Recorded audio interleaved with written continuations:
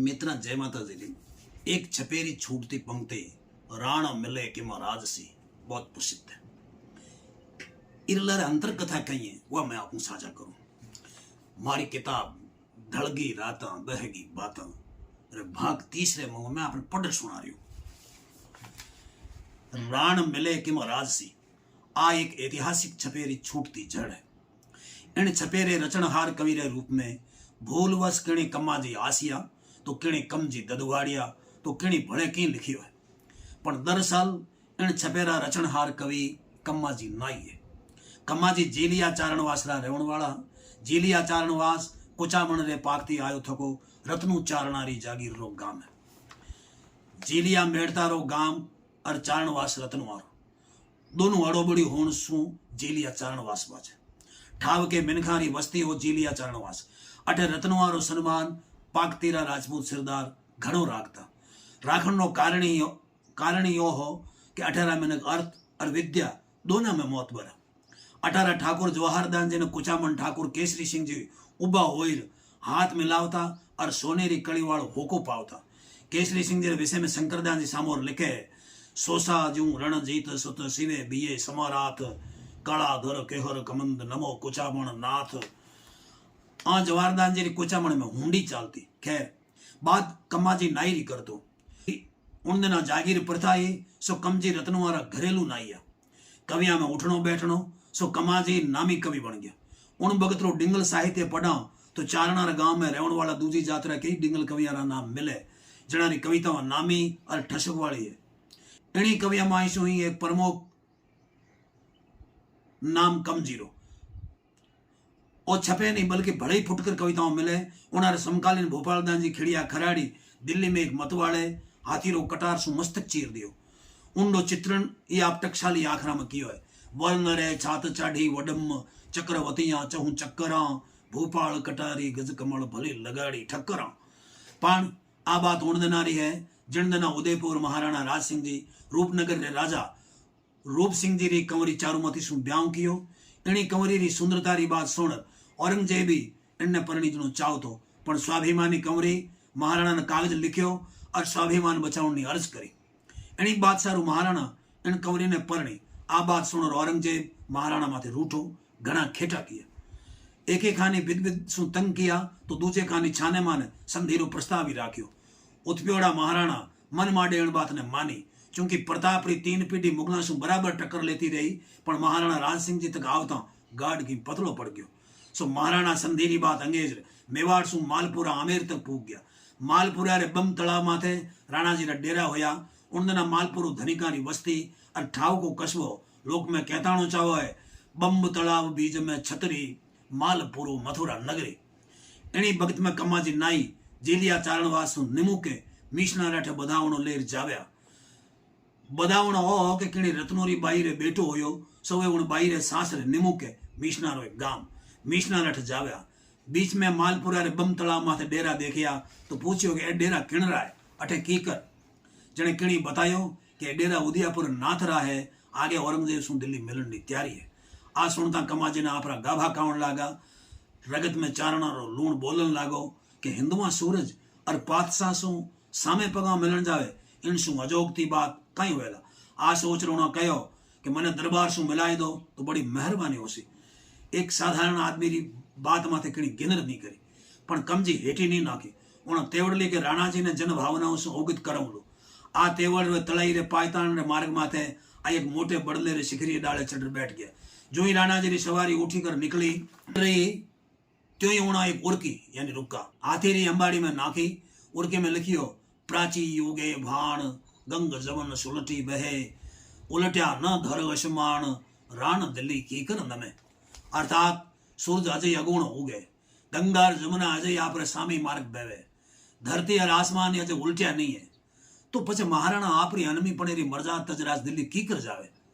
आगे लिखियो अजो सूरु उगवे अजो प्राजलय हुतासण अजो गंग खड़हळे अजो साबुत इंद्रासण अजो सुमेर इडग अजो फल फूल धरती अजो नाथ गोरख अहो आत सगति हिलो हल पवन धो इडग वेद धर्म वाणारसे तो पतसा हुंद चित्तोड़ पत राण मिले किम राशि। अर्थात कि अजय सूर्य आपरी जागा उग रह्यो है। आज अग्नि जल रही है, आज गंगा खड़क रही है, आज इंद्र इंद्रासन साबत है, आज सुमेरु पर्वत आपरी जगह माथे अटक गए, आज धरती माथे फल फूल फूल रहा है, आज गोरखनाथ भक्ति में रखते है, आज भगवती आपरी शक्ति माथे सामर्थ्य है, हिलोहल यानी जहर पवन बायरो धू सब इड़क गए। आज वाराणसी में हिंदू धर्म कायम है। तो પછી એનું કઈ કારણ है कि महाराणा राज सिंह आपरी मर्यादा छोड़ बादशाह मिलन जा रही हो। राण मिले किम राज सिंह एक एक आखिर उन्होंने काल जो उतरतो जाव्यो। वे कणई उड़की ने देखा तो कणई उड़की नाखणी नडर मनख ने जो राणे राज सिंह रे गुर्जरी गिनर नहीं कर भगत मेवाड़ रे मर्ट ने रुखाण रे जतन में मौत अंगेज तो चल विचल नहीं होयो। सवारी रोकाए कम्माजी ने आदेश दियो कि नीचे आओ। आदेश सुनता ही कम्माजी रा थरना कांप गया। उन्हें सुन राख्यो कि महाराणा बलायरा भटकाय रीस आया पछे निजरी औलाद और चारणा ने नहीं बगस्या पछे हूँ कहीं उन्हें कहो पृथ्वीनाथ गाय ही या रतन गिटियो पड़ो माफी दिलाओ थारो कोई गुनो नहीं है ते मारी चूंद खोल दी नीचो आओ और बता कि तू है कौन कठेरो चारण है। महाराणा कहो तो कमजी नीचे आई मोजरो करता बोलिया खमा हुकाम हूँ चारण नहीं बल्कि चारण नाई हूँ जिलिया चारणवास रत्नु मारा धनी और चाकर ने कमियों क्या है आगे निमो के बदावणो लेर जाऊं। वाह रे कमा वाह कह महाराणा आपने सरदार से सलाह सूत करी। सरदार कहो हुकाम अजय तो आ बात फकत चारण नाई ज कही है चारण तो अजय बाकी है कई ठावे पेटे कई कई कहेला जने उन्हें सलाह पूछी तो आगे कई करना चाहिए। जने सरदार कहो हुकाम मालपुर लूट लेना चाहिए इन शू आमेर ने सबक मिल जासी अथे आई कहवाला कि मैं तो मालपुर लूटनी आया दूजो कोई विचार नहीं हो। आ सलाह महाराणा ने जची सरदारा ने आदेश हो तो मालपुर लूट लियो जावे।